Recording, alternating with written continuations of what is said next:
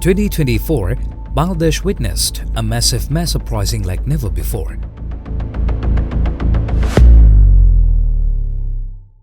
In the shadow of a fascist regime, under the reign of terror and tyranny of the bloodsucker Hasina, a generation stood up and shook the ground beneath oppression.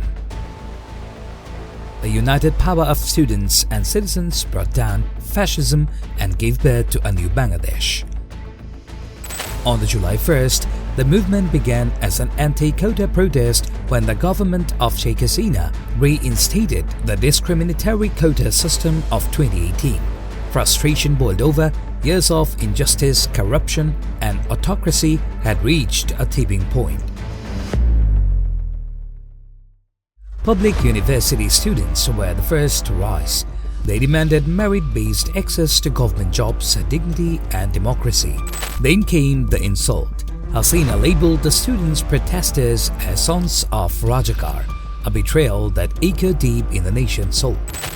তার মানে কি মুক্তিযোদ্ধার সন্তান নাতিপুতিরা কেউ মেধাবী না, যত রাজাকারের বাচ্চারা নাতিপুতি হলো মেধাবী, তাই না? In halls and hostels, students chanted in unison, "Tumi ke, ami ke, Rajakar, Rajakar," a cry that turned into a war drum.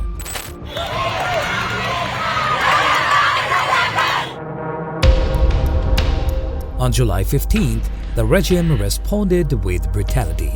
The ruling party student wing, the Bangladesh Chhatra League, unleashed coordinated attacks. Over 100 students were injured. The campuses turned into war zones. Then came the martyrdom of Abu Saeed. On July 16th, he was shot and killed in broad daylight. His blood became the ink of resistance. The martyrdom of Abu Saeed shook the entire nation. The people were outraged. The movement evolved into a full-fledged anti-fascist revolution. From female students to madrasa students, from garment workers to rickshaw pullers, even street children, the nations forgotten joined the fight. This was no longer just a student movement. It became a people's revolution. Everyone came to the streets with a firm determination to become Shaheed for the sake of liberating the country from fascist Hasina. In desperation, Hasina shut down the internet. She imposed a nationwide curfew, but she couldn't shut down the spirit of the people. The people refused to bow. They merged under the sun, under bullets, under fear, but never in silence. The anti-fascist movement had begun.